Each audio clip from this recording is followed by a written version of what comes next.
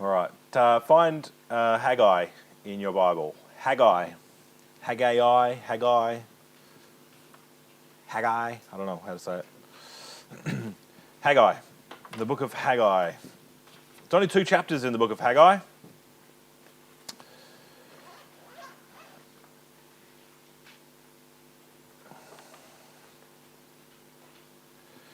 Sometimes you read the minor prophets, or just sometimes you read the Bible and you just go, I don't know exactly what's taken place here. At least with Haggai, I think it's understandable. I think it's fairly easy to understand what's taking place, which is always a good start when you actually understand what's going on from just a casual reading without having to do deep study to find out. Haggai. Just 2 chapters, but we're going to read the first tonight, deal with the first, and deal with the second one next week. Haggai chapter number 1 says this: In the 2nd year of Darius the king, in the 6th month, in the 1st day of the month, came the word of the Lord by Haggai the prophet unto Zerubbabel the son of Shealtiel, governor of Judah, and to Joshua the son of Josedek the high priest, saying, Thus saith the Lord of hosts, thus speaketh the Lord of hosts, saying, This people say, the time is not come, the time that the Lord's house should be built. Then came the word of the Lord by Haggai the prophet, saying, Is it time for you, O ye, to dwell in your sealed houses, and this house lie waste? Now therefore, thus saith the Lord of hosts, Consider your ways. Ye have sown much and bring in little. You eat, but ye have not enough. You drink, but ye are not filled with drink. You clothe you, but there is none warm. And he that earneth wages to put it into a bag with holes. Thus saith the Lord of hosts, Consider your ways. Go up to the mountain and bring wood and build the house, and I will take pleasure in it. And I will be glorified, saith the Lord. Ye looked for much, and lo, it came to little. And when ye brought it home, I did blow upon it. Why, saith the Lord of hosts? Because of mine house that is waste, and ye run every man unto his own house. Therefore the heaven over you is stayed from dew, and the earth is stayed from her fruit. And I called for a drought upon the land, and upon the mountain, and upon the corn, and upon the new wine, and upon the oil, and upon all that which the ground bringeth forth, and upon men, and upon cattle, and upon all the labour of the hands. Then Zerubbabel the son of Shealtiel, and Joshua the son of Josedek, the high priest, with all the remnant of the people, obeyed the voice of the Lord their God, and the words of Haggai the prophet, as the Lord their God had sent him, and the people did fear before the Lord. Then spake Haggai the Lord's messenger in the Lord's message unto the people, saying, I am with you, saith the Lord. And the Lord stirred up the spirit of Zerubbabel, the son of Shealtiel, governor of Judah, and the spirit of Joshua, the son of Josedek, the high priest, and the spirit of all the remnant of the people. And they came and did work in the house of the Lord of hosts, their God, in the 24th day of the 6th month, in the 2nd year of Darius the king. I said, it's easy when you read it and you go, oh, I get that. That makes sense. It's easy to understand, rather than maybe some of the other prophecies that are a little bit harder to understand. Stories are better. Stories are easier to understand for sure. Any thoughts, feedbacks, comments, observations? Haggai, the book of Haggai, chapter number 1. Brother Jude. Verse 6.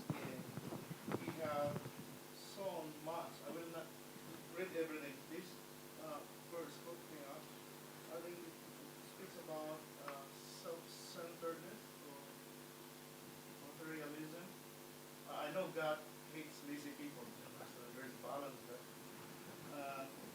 When you are self-centered, it looks like God doesn't bless you. Yeah. Rather having a life, having a God-centered life. Yeah. So you put God in the center rather than self-centered. Yeah. Yeah, Yeah, no, I think that's right on the money for that verse. There's 4 sermons of sorts, 4 messages that Haggai preaches to the returned exile, and they are designated by the time stamped, like at this particular time in the 2nd year in the 4th month, and it's 1. So there's 4 messages throughout the book of Haggai that he brings, but I think the first one could exactly be categorized as that, is that self-centeredness, where they become focused on self rather than the things of God, which is exactly what's happening there. A false economy. I was thinking that driving in. I didn't put it in my notes, but I just said it then, so hopefully I remember to say more about it in a moment. Ben.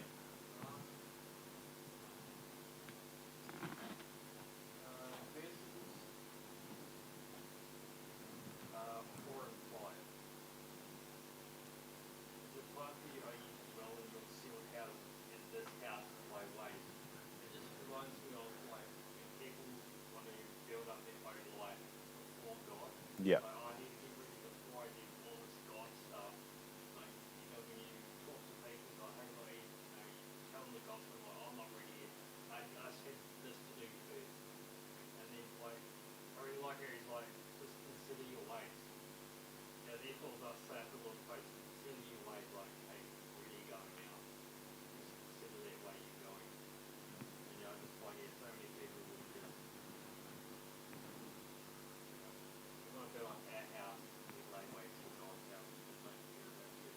Yeah. The background to Haggai chapter 1 is important because there's a shift here from Zephaniah. Zephaniah takes place almost 100 years prior to Haggai. So there's 100 years have taken place here. Zephaniah preaches. He's a contemporary with Ezekiel and Jeremiah, and he is preaching at the very end of before Nebuchadnezzar comes and takes them all the way to Babylon, right? Then there's the 70 years in captivity, and then there is a time when Cyrus rises up, and at the end of 2nd Chronicles, you can read about this. In Ezra chapter number 1, you read about this. Cyrus becomes the king after disposing of Nebuchadnezzar, the Babylonians, and the Medes and the Persians take over, and Cyrus is the king. And one of the very first things that Cyrus does, and it doesn't just do it, though the Bible records it, that he says you can go build a house for the Lord, the Most High God in Jerusalem. History also records that he repatriated the people that were taken captive by the Babylonians, and so their policy was different. Their political policy was different. The Chaldeans took out of Assyria, took out of Egypt, took out of Israel, took all the best and put them back into Babylon. And then when the Persians took over, he said, "No, go back and go back to your countries, and we'll rule over you, and you can go back to your places." And so he says, "Go back and build the house of God. Go back and build it in Jerusalem, and we will give you the money to go build that." And he wrote that out. And so they go back, and that's the return when Cyrus makes that decree to go back. And then Ezra records this. You can read the story of Ezra, and you will see what takes place with Haggai. It's the lead up in the story of Haggai. And so they go back. And as they go back the first year, they start to clear out, and they start to settle in. And then it says that they start to re-establish the altar, and they start making sacrifices, and they follow the feasts, and they are starting to re-establish the Levitical priestly line. And then in the second year, they build the foundation, and the foundation is laid for the temple. But right as they get to that stage, the enemy of the Jews all rise up. And then they hire counselors, and counselors, I don't exactly know what that means, but I imagine like we would have lawyers today, and if you are against your neighbor building something that you don't want to build, you hire lawyers to try and slow the process and to send it through the legal works. Well, they did the exact same things by hiring these counselors. They sent letters back to the kings, and then basically frustrated the work to the place where the work ceased. Letters came in from Persia saying, and they accused them saying, they're building this city again, and this city is built insurrection against kings. It's been a mighty king, but it's a mighty city, but it's been a rebellious city. And so they send that letter off, and it comes back, and they say, "No, cease the work, stop the work." And so the enemies come with the letter from the Persians, from higher up and from the other side of the river, as it said, and they had the letter, and they say, stop, you can't do this, look, we've got a letter. And so there was political frustrations to rebuilding it, and those around that were in that area and hated the Jews frustrated the work. So they got They came back with all the zeal to build, and they came back and they built the altar and they reestablished the priesthood and they got to the foundation, and then 2 years in to this project, work ceased. Came to a grinding halt. And then 16 years go by. 16 years where the foundation was laid and there was no work taking place. From the time that Cyrus sent them back, it might have even been more than 16 years, all the way through to 520 BC is when God sends Haggai here in the second year of Darius or Darius. Darius Hystaspes, I think, is this one. Not the same Darius. I don't think it's not the same Darius that that Daniel had. But this year of Darius, and then the second year of Darius in the 6th month, God uses Haggai to re-establish and to stir up the work again. And that's where the preaching comes from. And this sealed houses, which is often, it's the first thing you probably think of, maybe you're like me, if you read sealed houses, you're probably thinking a roof and a ceiling. It's close. A sealed house has to do with, you know what wainscoting is? You know, where they put the wood on the walls and frame it out and then they paint over it? That's called wainscoting. But they would line their houses with wood paneling and lined it with wood. And so he's saying, you're out furnishing and decking out your house. It's not just that they are building their house, it's actually that they are beautifying it, and they have gone beyond just building a house. You know, when someone builds a house, you can go there. It's one thing to build a house and be excited. Got a nice bit of land, I'm going to build the house, and it's like, yes, but not really, because you know what? There is so much to do after you actually build a house. There's carpets, and there's curtains, and there's painting, and then there's the finishing, and then there's the outsides. You've got the pathways, you've got the driveway, you've got to establish the gardens. I mean, there's actually a lot more that goes in than just saying, hey, I built a house, I moved in. Right, they had already built their houses, but now they were on to actually the sealing part of it and beautifying it and doing the gardens and doing the walls and making it all look really good. And he's saying, what, you've got time to do all of this, but you don't have time for me, which is where Jude is absolutely on the money. It's like this self-centeredness, and God had been put on the back burner for one reason or another. The political climate isn't right, or the weather's not right, or the economy's not right, or they put it aside and said, look, we can't because of the rule and the law. And so they had seemingly justifiable reasons as to why, but they put it on the back burner for their own selfish agenda.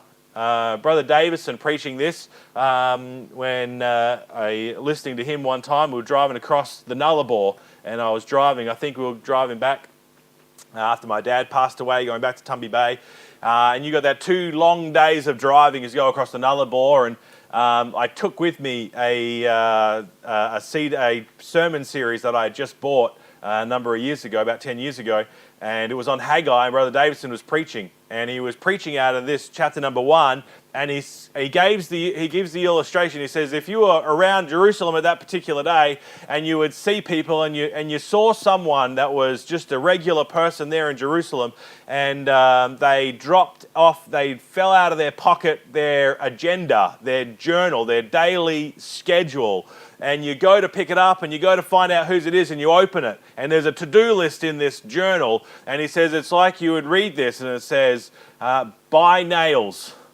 buy wood for the house, buy something, and the whole big long list of the things that they need to do, all had to do about their house and their life and what they had to do, and nothing on their agenda had to do with God and His house. And that's where they had got to. They had a big, long things to do, and they were busy, but they were busy in their own lives and not busy for God. And God no longer had made it on their daily agenda of things to do.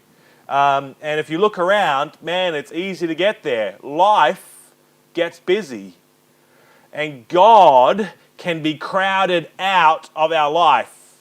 And sometimes we think we have great reasons why we just can't do what it is.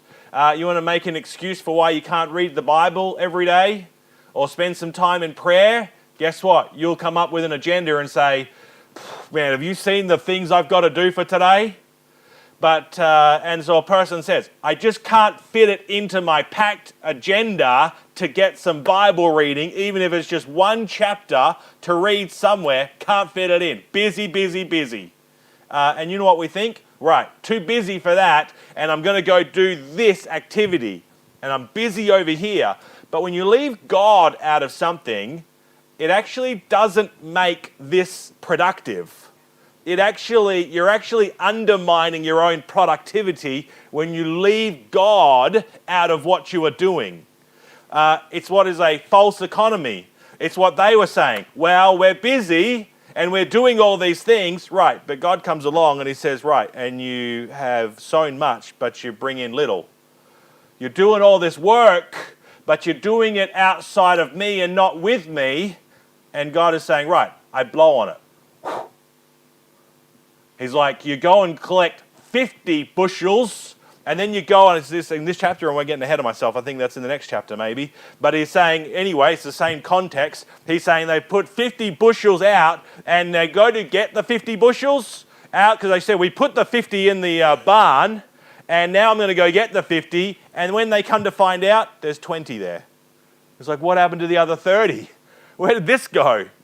And it's true, if you know this, surely you know this, you found this out, that when you try and live life away from God, it's like you have holes in your pockets, is what he says.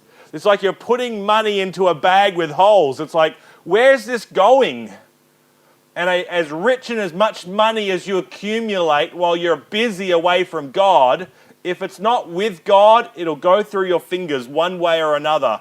God has a way of just blowing upon all our efforts, no matter how much you work, because God can overpower our quote-unquote effort and blow upon it, and it's gone.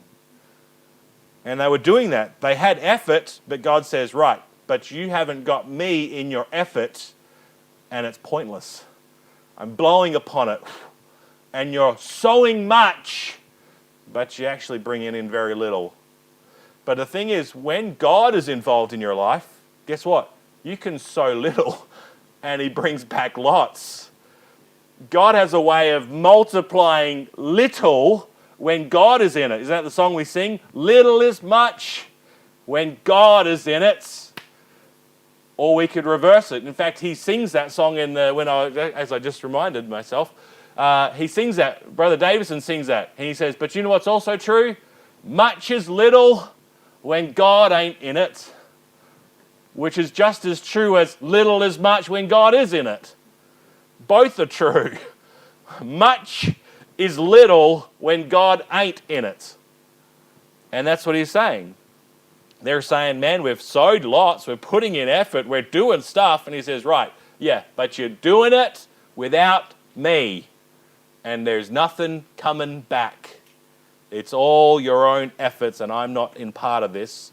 And so he says, consider your ways.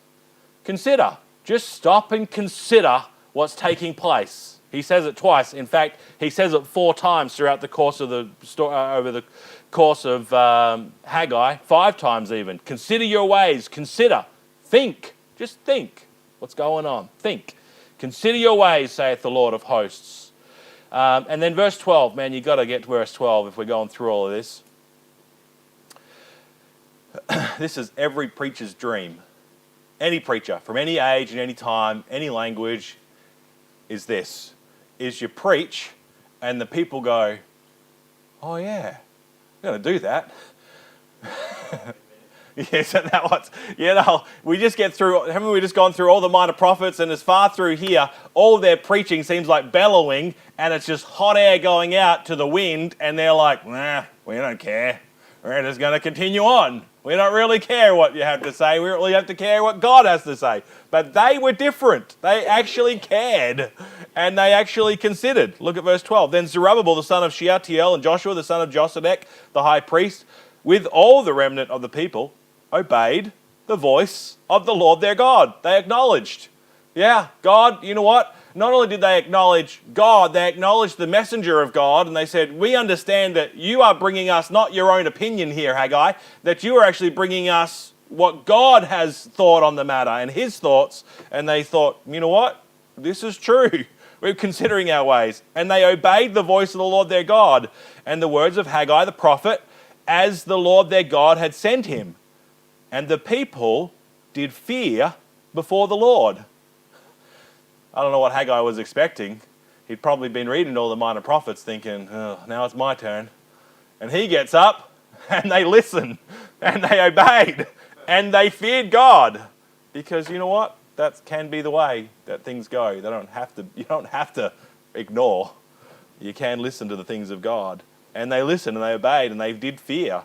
And then spake Haggai the Lord's messenger in the Lord's then spake the Lord's messenger in the Lord's message unto the people, saying, I am with you, saith the Lord. They obeyed, and God says, hey, Haggai, go back to him now. Let him know, hey, I'm with you. You actually considered your ways.